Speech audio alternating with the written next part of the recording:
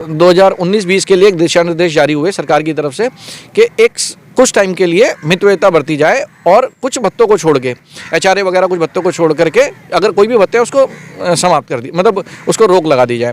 इन्होंने उस चीज़ को लेकर के अपनी इनकी सर्वोच्च बॉडी होती है गवर्निंग बॉडी में ये दिखाया है कि जी ये सरकार का ये देखिए लेटर है, मितव्ययिता बरती जानी है, इन भत्तों को ख़त्म कर दिया जाए। और इन्होंने जीबी में ये पास करा दिया कि भत्ते अब आगे से दे नहीं है, मतलब गेहूं के साथ घुन वाली कहा भेज दिया। और वो था टेम्परेरी रूप से, और बाद में और डिपार्टमेंट में एरियर के साथ वो मिल भी गया है। हम लोगों को उसको दिखा करके परमानेंट उनको बंद कर दिया है। और साथ में बैक डेट से, क्योंकि क्या था पहले पैसों की कमी की वजह से 1.5-2 साल तक वो भत्ते नहीं दिए जा पा रहे थे, वो 1.5-2 साल भी ये लोग पी गए और उसके बाद में जो भत्ते मिलने थे वो भी समाप्त कर दिए। तो दोहरी मार।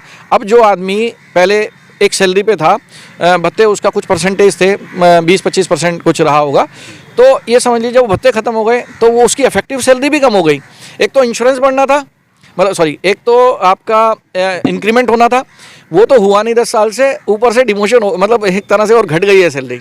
तो लोग जिस तरीके को सोच करके देख करके आए वो उनके साथ एक तरह का धोखा हो गया। कुछ ऐसी प्रमुख बातें क्या है जो अगर सरकार मान ले तो आप इसको क्विट कर सकते हैं? देखिए हमारी ये बहुत छोटी सी है, मतलब हमने इसको ज़्यादा लंबा बता दिया, आपको बहुत छोटा सा है कि हमारी एचआर पॉलिसी है जो लागू भी है, अनुमोदित है, लागू है, लेकिन कागज़ में लागू है।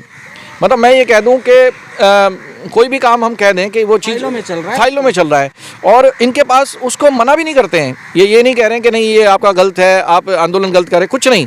मतलब वो ठीक है मान रहे हैं, वो कह रहे हैं हम कर रहे हैं, ये आपका 7 दिन में हो जाएगा, 10 दिन में। बीरबल की खिचड़ी है, मतलब ये लगातार खिचड़ी 10 साल से पक रही है, हमें कुछ मिल नहीं रहा है, हम लोग भूखे बैठे हुए। हाँ बिल्कुल। नमस्कार, मैं हूँ पवन शर्मा और हमारे साथ देख रहे हैं नेशनल आवाज़। हमारे पीछे आप एक पोस्टर देख रहे हैं जिसमें लिखा है अनिश्चितकालीन कार्य बहिष्कार। 30/11/2023 यानी 30 नवंबर से ये लोग धरने पर बैठे हैं। और ये जो ढेर सारे जो युवक बैठे हुए हैं ये कर्मचारी उत्तर प्रदेश राज्य ग्रामीण आजीविका मिशन। पहले भी मैंने आपको बताया था उत्तर प्रदेश राज्य ग्रामीण आजीविका मिशन के कर्मचारी लोग क्या करते हैं, सूक्ष्म रूप से बताएंगे। इनका ब्लॉक में कार्यालय होता है, लोग गांव में जाते हैं और जो निर्धन और गरीब महिलाएं होती हैं उनको प्रशिक्षण देते हैं, सिलाई का प्रशिक्षण देते हैं, बुनाई का प्रशिक्षण देते हैं, यानी कि जो घरेलू यानी उनको रोजगार परक शिक्षा दे करके उनको स्वावलंबी बनाते हैं, उनको सहायता करते हैं, यानी स्वरोजगार स्कीम से जोड़ने का काम करते हैं। लेकिन सवाल ये है कि आज ये लोग धरने पर बैठे हुए हैं और 30 तारीख से बैठे हुए धरने पर। आज जब तक मैं खबर अपडेट कर रहा हूँ, आज 7 तारीख है, 7 दिसंबर है, 7-8 दिन से। और आप समझ रहे हैं कि जब उत्तर भारत की बात होती है तो इस समय दिसंबर के महीने में मौसम किस तरह का होता है, मौसम की प्रतिकूलता कैसे शरीर के खिलाफ होती है। ये लोग रोजगार देते हैं, महिलाओं को सशक्त बनाते हैं। कहीं न कहीं से ये चाहे स्टेट गवर्नमेंट हो चाहे सेंट्रल गवर्नमेंट हो, उसमें जब महिला शक्ति बंधन अधिनियम की बात होती, महिलाओं के सशक्तिकरण की बात होती, तो ये लोगों की भूमिका बड़ी इंपॉर्टेंट हो जाती है। यहाँ तक कि मैं आपको बता दूं, अगर सरकार को कभी मास्क की ज़रूरत पड़ती है, गैदरिंग की ज़रूरत पड़ती, तो उसके लिए भी ये लोग भी आगे आते हैं। लेकिन ये लोग धरने में हैं क्योंकि इनको जो पारिश्रमिक मिलता है शायद वो पारिश्रमिक ना के बराबर है, क्योंकि इनको जो सर्कुलर में जो सुविधाएँ प्राप्त हैं वो सुविधाएँ इनको नहीं प्राप्त हो रही, जिसके कारण ये लोग इको गार्डन लखनऊ में राजधानी में आए हुए और अपनी मांग की डिमांड कर रहे हैं। अब इनकी मांग कहां तक जायज़ है, सरकार तक कहां तक पहुंची या नहीं पहुंची, फिलहाल मैं अपने चैनल के माध्यम से इनकी मांग को मैं उत्तर प्रदेश सरकार तक पहुंचाना चाहता हूं। साथ ही अधीनस्थ कर्मचारियों से ये भी अनुरोध करना चाहता हूं, जो इनके एमडी हैं, जो डायरेक्टर साहब हैं, इनकी मांग पर विचार करें। अगर वो नहीं कर सकते तो निश्चित तौर पर सेंट्रल गवर्नमेंट को यानी कि सीएम मुख्यमंत्री तक ज़रूर पहुँचाएँ। हिचकिचाए नहीं, क्योंकि इनकी जो मांगे हैं कहीं ना कहीं हमको भी जायज़ लगती। बातचीत करने के लिए जो कर्मचारी इनका यूनियन है, उस संगठन के अध्यक्ष हैं योगेश जी, मैं उनसे बातचीत करूंगा। किस तरह के प्रॉब्लम से, किन सर्कमस्टेंसेस में आपके कर्मचारी काम करते हो, अभी तक आपने सरकार से क्या मांग किया? नमस्कार योगेश जी, ये बताइए कि 30 तारीख से आप लोग इस अनिश्चितकालीन धरने पर बैठे हुए हैं, वहाँ पर लिखा है पोस्टर में अनिश्चित कार्य बहिष्कार जी, तो ऐसी क्या स्थिति आ गई कि आज आपको कार्य का बहिष्कार करना पड़ रहा है? देखिए हमारी कोई मांग नहीं है। हमारा तो जो 10 साल पहले नियुक्ति के टाइम पे जो एचआर पॉलिसी रखी गई थी कि हम कर्मचारियों को किस तरह से ट्रीट करेंगे, उनके क्या अधिकार होंगे, उसी में जो हम लोगों को जो लाभ दिए जाने थे वो पॉलिसी में अनुमोदित होने के बावजूद भी आज 1 दशक बाद तक भी हम लोगों को नहीं मिल पा रहे हैं। यानी कि जो वार्षिक वेतन वृद्धि थी 7 से 15%, जिसको अनुमोदन में 7% रखा गया, वो आज तक नहीं मिला है। यानी कि कर्मचारी मजबूर हैं, जो 10 साल पहले जो सैलरी फिक्स की गई उसी सैलरी पे आज 70 से 75% महंगाई बढ़ने के बावजूद भी उसी सैलरी पे वो लोग काम कर रहे हैं। साथ में पॉलिसी में लिखा है कि भाई इन लोगों को मेडिकल फैसिलिटी दी जाएगी, इतने लाख रुपए का इनका मेडिकल इंश्योरेंस होगा, इतना इनका जीवन बीमा होगा। लेकिन आज तक भी हमारी संस्था हम लोगों का मेडिकल इंश्योरेंस नहीं करा पाई है, जबकि इस दौरान 50 से ज़्यादा कर्मी बिना मेडिकल पॉलिसी होने की वजह से वो इलाज नहीं करा पाए और उनके परिवार को कोई प्रतिपूर्ति नहीं मिली क्योंकि इंश्योरेंस यूपीएसआरएलएम नहीं करा पाया। तो ये गलती सरासर उनकी है, उनके नाकामयाबी है और यह समझ लीजिए कि उनकी लेट लतीफ़ी है। जो उनको किया जाना था वो लोग उस चीज़ को नहीं कर पाए। वो खामियाजा कौन भुगत रहा है? उसके परिवार वाले। मतलब परिवार वालों ने पहले तो इलाज कराया, महंगा इलाज कराया क्योंकि कोई मेडिकल फैसिलिटी नहीं मिली, और इलाज के बाद 5-5, 7-7 लाख रुपए खर्च होने के बाद वो लोग चल बसे। उसके बाद जो इंश्योरेंस में उनको पैसा दिया जाना था वो भी नहीं दिया। तो ये समझ लीजिए कि वो परिवार तो गरीब हो गया और पता नहीं परिवार की क्या हालत होगी। हमारे ऐसे केस हैं कि हमारे एक साथी थे कानपुर देहात के, वो रोड एक्सीडेंट में मतलब कार्यालय जाते हुए, बैग भी उनके पीछे टंगा हुआ था, वो कार्यालय जाते हुए बाइक से किसी वाहन ने उनको कुचल दिया और उनका गिरने के बाद मतलब ब्रेन भी बाहर निकल के गया। बहुत बुरा एक्सीडेंट था, फोटो सब जगह पे है। और वो उनकी वाइफ प्रेग्नेंट थी 7-8 महीने की। उनके चले जाने के बाद उनका बच्चा भी हुआ होगा। तो आज समझिए उस स्थिति क्या होगी कि वो लोग बिल्कुल दर की ठोकर खाने को लिए आज यहाँ पे होंगे। तो उनको 1 भी रुपये की मदद मिशन की तरफ से नहीं की गई, जबकि पूरी तरह से इसके जिम्मेवार यूपीएसआरएलएम है और उनकी लापरवाही की वजह से ऐसे 50 परिवार के साथ अहित हुआ है, जिसके लिए उन लोगों में आज भी ये भावना नहीं है कि हम इसको कैसे प्रतिपूर्ति देंगे। मतलब आज भी उसमें वो मुद्दा नहीं है। उनके परिवार वालों ने लेटर लिख करके पूछा कि हमारे इनकी हस्बैंड की एक्सीडेंट में, दुर्घटना में मृत्यु हो गई है, तो जॉब और क्या कहते हैं कोई प्रतिपूर्ति। तो इन्होंने ये बड़ा जवाब लिख के भेजा कि क्योंकि इनका इंश्योरेंस नहीं था तो इनको कोई लाभ नहीं मिल सकता। तो इंश्योरेंस कराना किसका काम था? अच्छा, ये जो एक्सीडेंट की घटना का आप जिक्र कर रहे हैं, ये किस सन की बात है? ये 2021 की बात है। 2021 यानी कि जब मोदी सरकार और सेंट्रल गवर्नमेंट लगातार ये करे कि हम आकस्मिक दुर्घटना में कुछ ना कुछ जो है देश के नागरिकों को सुविधा प्रोवाइड कराएं, यानी 2021 की। जी। एक बात और ये बताइए कि 30 तारीख से तो आप लोग धरने पर आ चुके हैं। जी। क्या अभी संबंधित विभाग के किसी अधीनस्थ कर्मचारी से क्या वार्तालाप हुई है कि कहाँ तक पहुँची वार्तालाप, या किसी ने सुध लिया या नहीं लिया कि आप बैठे हैं ठंडक में बैठे रहिए? या नहीं, ऐसा नहीं है। हमारे जो सर्वोच्च अधिकारी हैं, हमारे मिशन निदेशक महोदया हैं, उनसे हमारी मीटिंग हुई है। उनसे पहले हमारी जो जॉइंट मिशन डायरेक्टर्स हैं उनसे मीटिंग हुई है, कार्यालय में मीटिंग हुई है। तो लेकिन वो इसको बहुत हल्के में ले रहे हैं। वो सोच रहे हैं कि भाई इन्होंने अपनी ये बात रखी है, हम इनको कोई आश्वासन देंगे तो ये लोग वापस आ जाएंगे। तो मैं आपको बताना चाहता हूँ कि विगत 1.25 साल पहले भी हम लोग कार्य बहिष्कार पे आए और उस टाइम के जो एमडी थे उनके कहने पर हम लोगों ने आंदोलन को ख़त्म करके कार्य पे वापस गए, पूरी मेहनत से प्रगति की।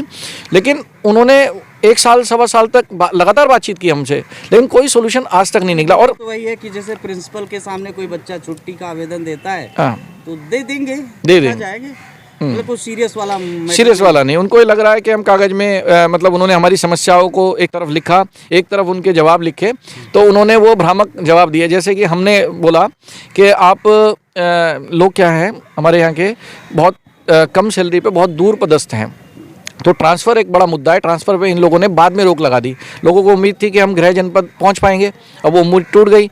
अब हमने अपनी मांगों में या हमारे जो समस्याओं में लिखा है, इन्होंने उसका जवाब दिया कि उस पर तो रोक है, लेकिन इंटर डिस्ट्रिक्ट यानी कि अंतर जनपदीय ट्रांसफ़र हम कर रहे हैं ब्लॉक में। तो अब ये बताइए, जो हमने स्पष्ट लिखा कि 600 किलोमीटर 700 किलोमीटर कोई दूर पदस्थ है, उसको समस्या हो रही है। जब आप उसको इस ब्लॉक से उठा के इसमें रख देंगे, वो आदमी तो 600 किलोमीटर दूर, उसको क्या सोल्यूशन नहीं है। और दूसरी बात, वो समस्या और बढ़ा रहा है अब क्या होता है कि वीडियो से अगर संबंध सही नहीं है, डीसी एनआरएलएम से वहाँ संबंध सही नहीं है, या वो इनको प्रताड़ित करना चाहते हैं या उनको सजा देना चाहते हैं, तो वो इस कार्रवाई को करते हैं।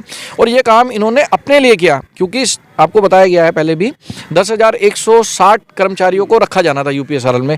उसके सापेक्ष में 3300-3400 कर्मचारी हैं, एक आदमी पे 3 लोगों का काम करना पड़ रहा है उसको। तो कुछ ब्लॉक ऐसे हैं हमारे 826 ब्लॉक में से कि जहाँ पे एक आदमी है, जहाँ पे 4 रखे जाने थे। अब उस आदमी पे अत्यधिक प्रेशर है, तो ये लोग उन 4 वालों से हटा करके एक वालों पे, मतलब अपने एडमिनिस्ट्रेटिव ईज की वजह से ये लोग इस मैनेजमेंट को कर रहे हैं। मतलब वो अपना ही फायदा करने के लिए वो हमारी मांगों को सुलझाता हुआ दिखा रहे हैं। आपने जिक्र किया कि अगर हम मतलब जिले के अंदर ही इस ब्लॉक से उस ब्लॉक करते हैं तो कहीं ना कहीं अगर संबंध गड़बड़ हो गए तो ये संबंध दोनों तरफ से की बात आती है कि जो थोड़ा ऊपर बैठे हुए हैं उनके कुछ व्यवहार से परिवर्तन दिखाई देता है, तो या किसी प्रकार का प्रेशर आप लोग झेल रहे हैं? ये प्रेशर तो है ही। आप ये देखिए, मिशन है, उनको ये नहीं मालूम कि आप कैसे काम करोगे। अगर टारगेट कुछ आ रखा है तो वो आपको पूरा करना है। हर आदमी, हर अधिकारी थोड़ा सा इंटेलिजेंट बनता है। वो सोचता है कि अगर उसको दिसंबर में लिखा है, अगर उसको मैं पहले ही अक्टूबर में कर दूंगा तो बहुत बढ़िया रहेगा। उसके नीचे वाला थोड़ा सा वो सोचता है कि अगर मैं इसको जुलाई में ही कर दूंगा तो और बढ़िया रहेगा। तो कहने का मतलब वो तो प्रेशर बहुत ज़बरदस्त तरीके से दिए रहते हैं। तो अब उस अनुरूप आपने काम नहीं किया तो आप सामने वाले की नज़र में जो भी वो आपको सोचे नकारा समझे। प्रेशर में फिट है ना? बिल्कुल फिट कर पा रहे हैं अपने आप को? नहीं, प्रेशर में फिट कर पा रहे हैं। फिट कहाँ से कर पा रहे हैं? ये जो हमारे यहाँ हर महीने में 3-4 एक्सीडेंट हो रहे हैं, ये प्रेशर की अभिव्यक्ति है। आप झेल नहीं पा रहे तो आप काम करते करते बाइक चला रहे हैं, आप उधर की टेंशन है कि सैलरी टाइम पे नहीं आ रही, मतलब बहुत सारी टेंशन है, और उसके बाद आप काम कर रहे हैं, प्रेशर से काम कर रहे हैं, डांट भी पड़ रही है, तो वो कहीं ना कहीं वो ठोक पा रहा है उसका इंश्योरेंस। 4 लोगों का काम एक व्यक्ति भी कर रहा है। जी। और दूसरा एक अजीब टाइप का प्रेशर है कि दिसंबर तक काम होना चाहिए, चलो हम अक्टूबर तक करवा लेते हैं। कहीं ना कहीं अपर हायर लेवल से उसका प्रेशर लगातार। तो इन स्थितियों में काम कर रहे हैं आप लोग, तो और क्या दिक्कत आ रही है? देखिए, एक भत्ते हुआ करते थे जो 4-5 तरह के भत्तों का सेट था, जिसमें से क्योंकि फील्ड में जा रहे हैं, ट्रैवलिंग दिया जा रहा था। हाँ, बिल्कुल। और हम लोग प्रोफेशनल हैं तो एक सेल्फ रनिंग को लेकर के कुछ भत्ता था। अपना मोबाइल यूज़ करते हैं, अंडरटेकिंग देते थे कि मैं अपने कार्यालय काम के लिए ये अपना मोबाइल यूज़ कर रहा हूँ, अपने आप रिचार्ज करा रहा हूँ, तो उसका कुछ पैसा था। ऐसे ही लैपटॉप अलाउंस था कि मैं अपना लैपटॉप यूज़ कर रहा हूँ। तो इन लोगों ने कोविड के टाइम पे एक 2019-20 के लिए एक दिशा निर्देश जारी हुए सरकार की तरफ से कि कुछ टाइम के लिए मितव्ययिता बरती जाए, और कुछ भत्तों को छोड़ के, एचआरए वगैरह कुछ भत्तों को छोड़ करके अगर कोई भी भत्ते है उसको समाप्त कर दी, मतलब उसको रोक लगा दी जाए।